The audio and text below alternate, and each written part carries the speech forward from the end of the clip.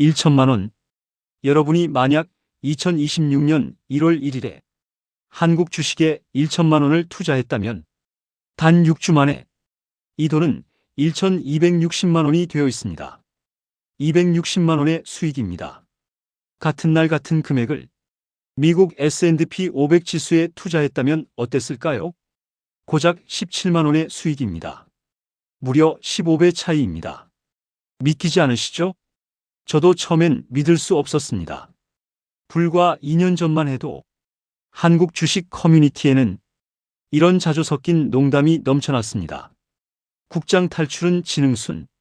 국내 증시에서 빠져나가 미국 주식으로 갈아타는 것이 현명한 선택이라는 뼈아픈 말이었습니다. 실제로 2023년부터 2024년까지 코스피는 2400선에서 맴돌며 투자자들의 인내심을 시험했고, 같은 기간 미국 증시는 사상 최고치를 연일 갈아치웠습니다. 그런데 2026년 2월 14일 오전 10시 32분 역사가 바뀌었습니다. 코스피 지수가 장중 5,500포인트를 돌파한 것입니다. 연초 대비 26% 상승. 전 세계 주요 증시 중 수익률 1위입니다. 미국을 제쳤습니다. 일본을 제쳤습니다. 유럽을 제쳤습니다. 한국이 세계 1위입니다. 월스트리트의 펀드 매니저들은 패닉에 빠졌습니다. 골드만삭스, 모건스탠리, JP모건이 앞다투어 한국 증시 보고서를 발행했고 목표가를 연일 상향 조정하기 시작했습니다. 7,500이라는 숫자가 등장했습니다. 도대체 무슨 일이 일어난 걸까요? 죽어가던 한국 증시를 모두가 포기했던 그 시장을 단 몇 개월 만에 세계 최고의 시장으로 만든 힘은 무엇이었을까요? 전문가들은 입을 모아 말합니다. 이것은 우연이 아니라고. 5개의 거대한 엔진이 동시에 작동한 결과라고 말이죠. 그리고 이 5개의 엔진은 지금도 멈추지 않고 돌아가고 있습니다. 지금부터 여러분께 공개할 이야기는 여러분이 투자에 대해 알고 있던 모든 상식을 뒤집을 수도 있습니다. 왜 누군가는 미국 주식을 팔고 한국으로 돌아왔는지, 왜 외국인들이 한국 주식을 13조 원이나 사들였는지, 그리고 왜 이 상승이 일시적 거품이 아니라 구조적 변화인지 말입니다. 절대 놓치지 마십시오. 이 영상을 끝까지 보시면 여러분은 한국 증시를 완전히 새로운 시각으로 보게 될 것입니다. 그럼 지금부터 코스피 5,500 시대를 만든 5개의 엔진을 하나씩 해부해 보겠습니다. 2025년 11월 뉴욕 월스트리트의 한 펀드 매니저는 절망에 빠져 있었습니다. 그가 10년간 믿고 투자했던 미국 나스닥 지수는 AI 거품 논란의 휘청이며 마이너스 수익률을 기록했습니다. 반면 그가 단 한 번도 관심을 두지 않았던 시장, 바로 대한민국 코스피는 믿을 수 없는 상승세를 보이고 있었습니다. 그는 뒤늦게 한국행 비행기 표를 끊었지만 이미 주가는 그의 손이 닿지 않는 곳까지 치솟아 있었습니다. 2026년 2월 현재 증권가는 충격에 휩싸였습니다. 20년 경력의 베테랑 트레이더조차 이런 상승세는 처음 본다며 혀를 내둘렀습니다. 한 사모펀드 운용력은 인터뷰에서 이렇게 말했습니다. 1980년대 중후반 3저 호황 이후 이런 완벽한 상승 조건이 갖춰진 적이 없었습니다. 이번엔 다릅니다. 첫 번째 엔진입니다. 반도체 제국의 부활. 2025년 11월 캘리포니아 산타클라라에 위치한 엔비디아 본사에서 긴급 임원 회의가 소집되었습니다. CEO 젠슨 황의 표정은 어두웠습니다. 안건은 단 하나, HBM 메모리 공급 부족 문제였습니다. 엔비디아의 차세대 AI 칩 생산 계획이 한국 기업들의 공급 일정에 전적으로 의존하게 된 것입니다. 한때 반도체 생태계의 최상위 포식자였던 엔비디아가 이제는 한국 없이는 단 하루도 버틸 수 없는 처지가 되었습니다. 이것이 바로 2026년 한국 증시 폭등의 첫 번째 엔진입니다. 돌이켜보면 불과 3년 전만 해도 상황은 달랐습니다. 2022년과 2023년 전 세계 반도체 산업은 혹독한 겨울을 맞았습니다. 팬데믹 특수가 끝나자 메모리 반도체 가격은 폭락했고 삼성전자의 반도체 부문은 분기당 수조 원의 적자를 기록했습니다. 주가는 5만 원 아래로 추락했습니다. 많은 전문가들이 한국 반도체의 황금기는 끝났다고 단언했습니다. 그러나 2024년 하반기 모든 것이 바뀌기 시작했습니다. 챗GPT로 촉발된 생성형 AI 혁명이 본격화되면서 데이터 센터용 고성능 메모리 수요가 폭발적으로 증가한 것입니다. 특히 HBM 고대역폭 메모리라 불리는 이 특수 반도체는 AI 학습과 추론의 필수적인 부품이었습니다. 그리고 이 HBM 시장을 사실상 독점하고 있는 기업이 바로 SK하이닉스와 삼성전자였습니다. 2025년 SK하이닉스는 HBM3이 양산에 성공하며 시장 점유율 50% 이상을 장악했습니다. 엔비디아의 최신 GPU에 들어가는 HBM은 전량 SK하이닉스 제품이었습니다. 삼성전자도 뒤늦게 가세하며 HBM3이 12단 제품을 출시했고 엔비디아 인증을 통과하며 공급 계약을 따냈습니다. 업계에서는 충격적인 소문이 돌기 시작했습니다. HBM의 영업이익률이 무려 70%에서 80%에 달한다는 것이었습니다. 한 반도체 업계 관계자는 익명을 전제로 이렇게 증언했습니다. 솔직히 말하면 지금 HBM은 물장사 수준입니다. 수요는 넘치는데 공급할 수 있는 곳은 한국뿐이니 사실상 가격 결정권을 우리가 쥐고 있는 겁니다. 이런 상황은 반도체 역사상 전례가 없었습니다. 숫자로 확인해 보겠습니다. 2026년 1월 노무라 증권은 삼성전자의 목표 주가를 29만 원으로 상향 조정했습니다. 반도체 부문 실적 개선만으로 주가가 현재 대비 60% 이상 상승할 수 있다는 분석이었습니다. SK하이닉스는 더욱 놀라웠습니다.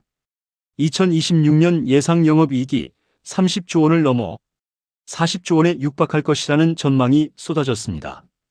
일부 증권사는 향후 3년간 SK하이닉스의 누적 영업이익이 100조 원을 돌파할 것이라는 파격적인 리포트를 내놓기도 했습니다. 더 중요한 것은 AI의 진화 방향이었습니다. 2026년은 AI 투자가 학습 단계에서 추론 단계로 본격 전환되는 원년입니다. 학습은 한 번 하면 끝이지만 추론은 매 순간 반복됩니다. 전 세계 수십억 명의 사용자가 동시에 AI를 사용할 때마다 추론이 일어나고 그때마다 HBM이 필요합니다. 시장조사기관 옴디아는 2026년 전 세계 HBM 시장 규모가 전년 대비 80% 이상 성장해 400억 달러를 돌파할 것으로 예측했습니다. 서울 강남의 한 사모펀드 대표는 투자자 설명회에서 이렇게 말했습니다. 1970년대 오일 쇼크 때 중동 산유국들이 원유로 떼돈을 벌었던 것처럼 2026년 한국은 HBM으로 21세기형 오일머니를 만들어내고 있습니다. 차이가 있다면 석유는 언젠가 고갈되지만 AI 반도체 수요는 앞으로 10년간 계속 증가한다는 점입니다.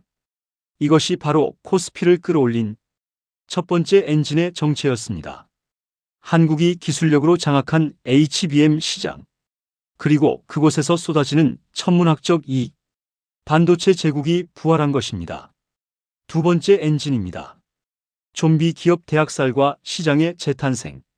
2025년 9월 26일 여의도 한국거래소 회의실에서 발표된 한 가지 정책이 한국 증시의 판도를 완전히 뒤바꿔 놓았습니다.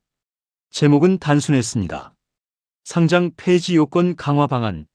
하지만 그 내용은 가히 혁명적이었습니다. 거래소는 2026년 7월부터 시가총액 미달 매출 부족, 그리고 주가 1,000원 미만 30일 지속 등 4대 기준을 충족하지 못하는 기업들을 시장에서 강제 퇴출시키겠다고 선언한 것입니다. 발표 직후 증권가는 술렁였습니다. 일부 중소형주 투자자들은 패닉에 빠졌고 동전주로 불리던 저가 주식들은 연일 한가를 기록했습니다. 그러나 놀랍게도 코스피와 코스닥 지수는 오히려 상승하기 시작했습니다. 시장은 이미 알고 있었던 것입니다. 썩은 나무를 제거해야 숲이 건강해진다는 사실을 말이죠. 한국 증시의 고질병은 무엇이었을까요? 바로 좀비 기업의 존재였습니다. 영업이익으로 이자도 갚지 못하면서 실질적인 사업 활동도 없이 오로지 상장 지위만 유지하며 시장에 기생하던 수백 개의 기업들. 이들은 외국인 투자자들이 한국 증시를 기피하는 가장 큰 이유 중 하나였습니다. 글로벌 펀드 매니저들은 한국 시장을 평가할 때 항상 코리아 디스카운트라는 용어를 사용했습니다. 같은 실적을 내도 한국 기업은 미국이나 일본 기업보다 낮게 평가된다는 의미였죠. 한국거래소가 실시한 시뮬레이션 결과는 충격적이었습니다. 새로운 기준을 적용하면 코스닥 시장에서만 최소 147개에서 최대 220개 기업이 상장 폐지 대상에 해당했습니다. 코스피도 예외가 아니었습니다.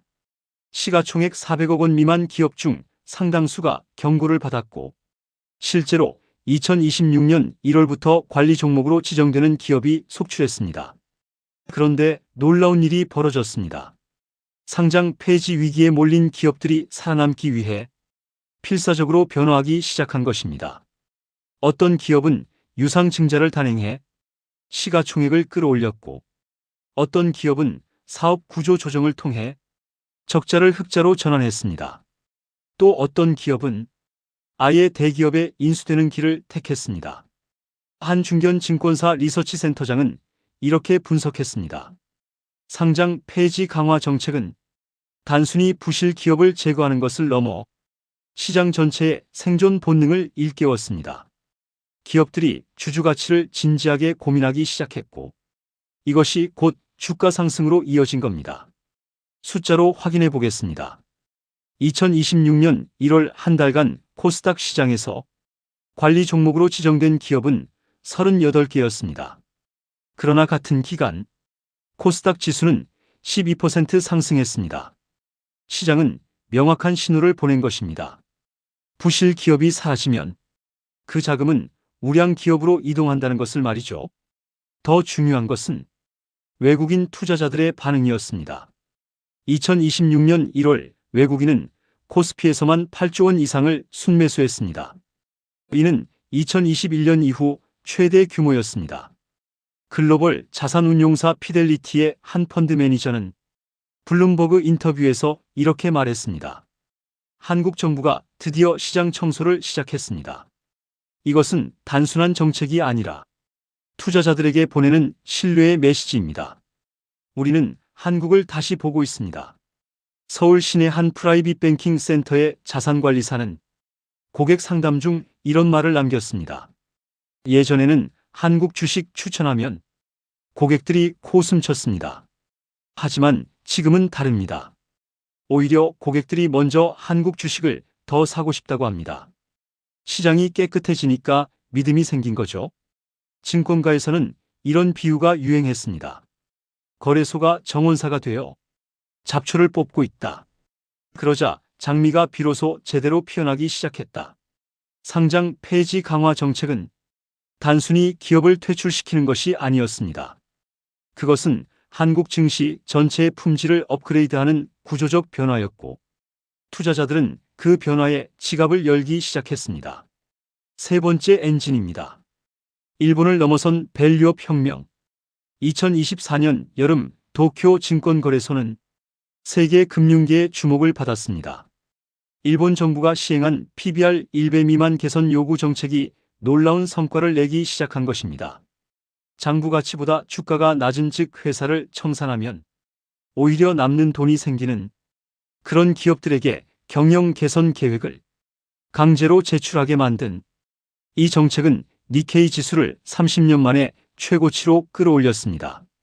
전 세계 투자자들은 감탄했고 한국은 그 광경을 부러운 눈으로 바라봤습니다. 그러나 불과 1년 후 상황은 역전되었습니다. 한국이 일본 모델을 단순히 모방한 것이 아니라 그것을 뛰어넘는 더 강력한 버전으로 진화시킨 것입니다. 2024년 2월 대한민국 정부는 기업 밸류업 지원 방안을 전격 발표했습니다. 핵심은 단순했지만 강력했습니다. 기업들이 자발적으로 주주 가치를 높이면 정부가 세제 혜택과 규제 완화로 보상한다는 것이었습니다. 2024년 6월 한국거래소는 코리아 밸류업 지수를 출시했습니다. 이 지수에 포함된 기업들은 자사주 소각, 배당 확대, 기업 지배구조 개선 등에 적극 나선 우량 기업들이었습니다. 결과는 폭발적이었습니다. 2024년 6월 출시 당시 100포인트였던 코리아 밸류업 지수는 2026년 1월 말 기준 234.9포인트를 기록했습니다. 불과 19개월 만에 134.9% 상승한 것입니다. 이 지수를 추종하는 ETF에 투자한 사람들은 더 큰 행운을 누렸습니다. 일부 밸류업 ETF는 수익률이 255%를 넘어섰습니다. 1,000만 원을 투자했다면 3,550만 원이 된 셈입니다. 한 자산운용사 CIO는 투자 설명회에서 이렇게 말했습니다. 일본의 밸류업이 권고였다면 한국의 밸류업은 혁명입니다. 일본은 기업들에게 부탁했지만 한국은 인센티브와 페널티를 동시에 설계했습니다. 기업들이 움직일 수밖에 없는 구조를 만든 겁니다. 실제로 어떤 변화가 일어났을까요? 먼저 자사주 소각이 일상화되었습니다.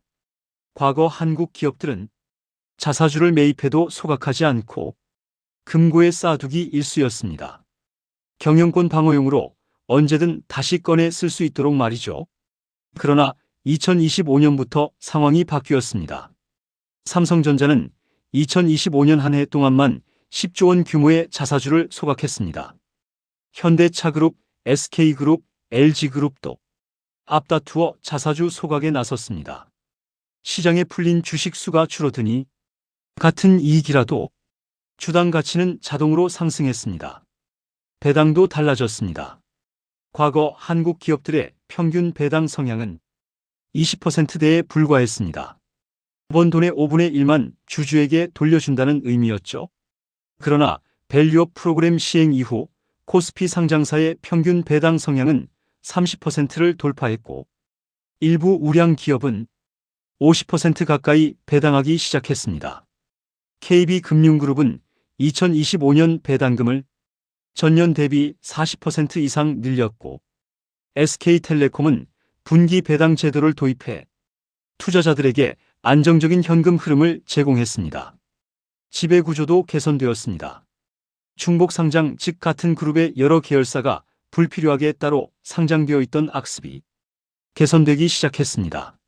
롯데그룹은 롯데쇼핑과 롯데케미칼의 자회사 정리 작업에 착수했고 한화그룹은 복잡하게 얽힌 계열사 지분 구조를 단순화하는 프로젝트를 발표했습니다. 서울 강남의 한 IB 전문가는 이렇게 분석했습니다.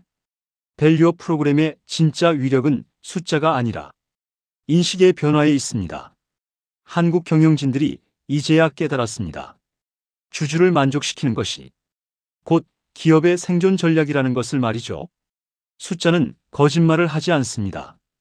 2024년 6월 밸류업 지수 출시. 당시 포함된 100개 기업의 평균 PBR은 0.8배였습니다. 청산 가치보다 주가가 낮다는 의미였죠. 그러나 2026년 1월 이들 기업의 평균 PBR은 1.3배로 상승했습니다.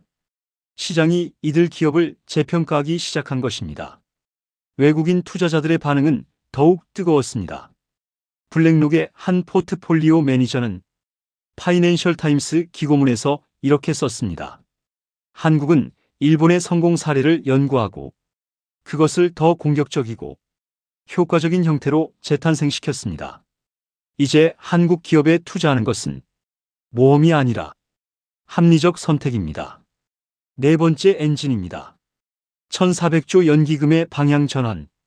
2025년 12월 어느 금요일 오후 서울 중구 태평로 국민연금공단 본부에서는 한국 금융 역사상 가장 중요한 회의 중 하나가 진행되고 있었습니다. 안건은 벤치마크 지수 변경. 겉으로 보기엔 지루한 행정 절차처럼 보였지만 이 결정은 곧 16조 원이 넘는 자금의 흐름을 바꾸는 태풍의 시작이었습니다.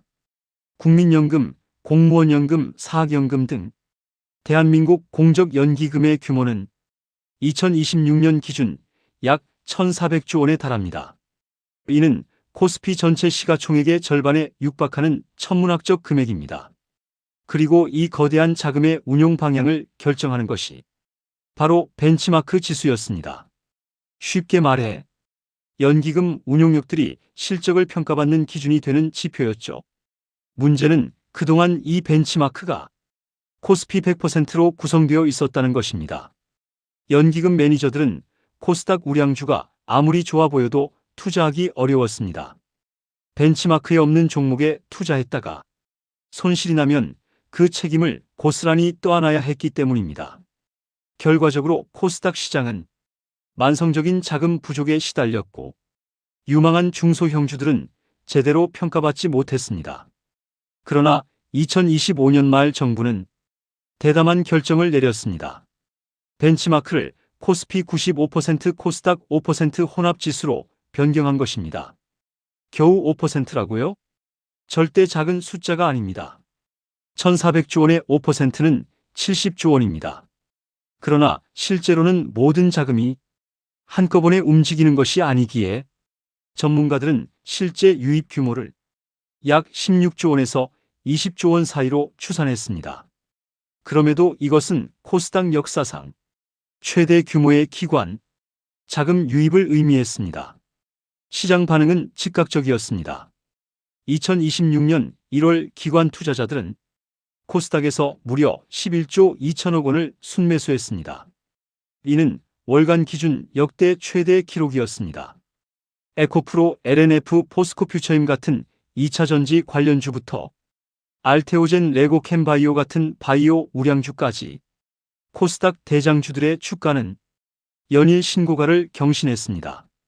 한 중형 운용사의 펀드 매니저는 인터뷰에서 속내를 털어놓았습니다. 솔직히 말하면 우리는 선택의 여지가 없습니다. 벤치마크가 바뀌면 우리도 따라가야 합니다. 안 그러면 실적 평가에서 뒤처지니까요. 그래서 지금 모든 운용사가 코스닥 우량주를 선점하기 위해 경쟁하고 있습니다. 더 흥미로운 것은 타이밍이었습니다. 벤치마크 변경 발표는 2025년 12월에 이뤄졌지만 실제 적용은 2026년 1월부터였습니다. 그런데 시장은 이미 2025년 11월부터 움직이기 시작했습니다. 똑똑한 투자자들은 정책 시행 전에 미리 선점 매수에 나선 것이죠. 숫자로 확인해 보겠습니다. 2025년 11월부터 2026년 2월까지 약 3개월간 코스닥 지수는 38% 상승했습니다. 같은 기간 코스피 상승률 26%를 크게 웃도는 수치였습니다. 코스닥 시가총액 상위 100개 종목의 평균 수익률은 무려 52%에 달했습니다. 서울 여의도의 한 퀀트 트레이더는 이렇게 말했습니다. 연기금의 수급 변화는 인공지능도 예측할 수 있습니다. 벤치마크가 바뀌면 어떤 종목에 얼마의 자금이 들어올지 수학적으로 계산이 가능하거든요. 그래서 알고리즘 트레이더들이 먼저 움직였고 그게 시장 전체를 끌어올린 겁니다. 하지만 이것은 단순한 단기 현상이 아니었습니다. 벤치마크 변경은 일시적 이벤트가 아니라 구조적 변화였기 때문입니다.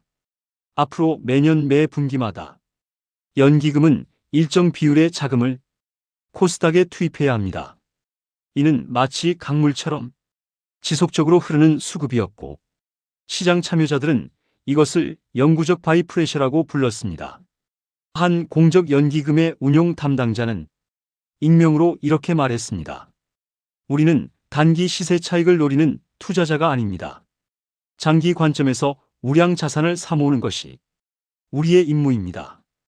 코스닥에 좋은 기업이 많다는 것은 다들 알고 있었습니다. 이제야 제도가 우리에게 그곳에 투자할 명분을 준 겁니다. 5번째 엔진입니다. 신3저 호황의 재림. 2026년 1월 20일 워싱턴 D.C. 도널드 트럼프가 두 번째 대통령 취임식을 마쳤습니다. 그의 입에서 나온 첫 공약은 관세였습니다. 중국산 수입품에 60% 관세, 멕시코와 캐나다 제품에 25% 관세. 전 세계 금융시장은 패닉에 빠졌습니다. 미국 S&P 500 지수는 5% 가까이 급락했고 달러 가치는 4년 만에 최저치로 추락했습니다. 투자자들은 미국 자산을 팔기 시작했습니다. 그런데 이상한 일이 벌어졌습니다. 미국에서 빠져나온 자금이 한국으로 밀려 들어온 것입니다. 2026년 1월 한 달간 외국인은 한국 주식시장에서 13조 원이 넘는 순매수를 기록했습니다. 이는 2021년 이후 최대 규모였습니다. 왜 하필 한국이었을까요? 답은 40년 전 한국 경제사에 있었습니다. 1986년부터 1988년까지 한국은 3저 호황이라 불리는 황금기를 경험했습니다. 저유가 저금리 저달러 이 세 가지 조건이 맞아떨어지면서 수출 기업들은 폭발적인 이익을 냈고 주가는 3년 만에 4배 이상 뛰었습니다. 그리고 2026년 역사는 놀랍게도 반복되고 있었습니다. 형태는 조금 달랐지만 본질은 같았습니다. 이른바 신3저 호황이었습니다. 첫 번째, 저달러 현상입니다. 트럼프의 관세 정책과 재정 확대 우려로 달러 가치가 약세를 보이자 글로벌 자금은 미국 밖을 찾기 시작했습니다. 과거에는 이런 상황에서 중국이 대안이었지만 2026년 중국은 부동산 위기와 디플레이션으로 여전히 고전 중이었습니다. 일본은 이미 충분히 올라 있었고 유럽은 성장 동력이 약했습니다. 그러자 투자자들의 시선이 한국으로 향했습니다. 반도체라는 확실한 성장 동력이 있고 정책 개혁까지 진행 중인 한국 말이죠. 모건 스탠리의 신흥시장 전략가는 보고서에서 이렇게 썼습니다. 달러 약세 국면에서 한국은 가장 매력적인 아시아 시장입니다. 실적 개선 정책 모멘텀 밸류에이션 매력이 모두 갖춰진 보기 드문 케이스입니다. 두 번째는 역설적인 수출형 강달러 효과였습니다. 달러 가치가 떨어졌다고 해도 원화 대비로는 여전히 일정 수준을 유지했습니다. 달러 -1 환율은 1,400원 선에서 안정적으로 움직였습니다. 이것이 삼성전자와 SK하이닉스 같은 수출 대기업에게는 황금 같은 조건이었습니다. 반도체를 달러로 팔아 벌어들인 수익을 원화로 환산하면 영업이익이 자동으로 부풀려지는 효과가 있었기 때문입니다. 한 외환 전문가는 이렇게 설명했습니다. 지금은 최적의 환율 구간입니다. 너무 강하면 수출 경쟁력이 떨어지고 너무 약하면 수입 인플레이션이 옵니다. 지금처럼 1,400원 되는 수출 기업 입장에서는 스위트 스팟입니다. 실제로 삼성전자의 2026년 1분기 영업이익 추정치를 보면 환효과만으로 2조 원 이상의 추가 이익이 발생한 것으로 분석됩니다. SK하이닉스도 마찬가지였습니다.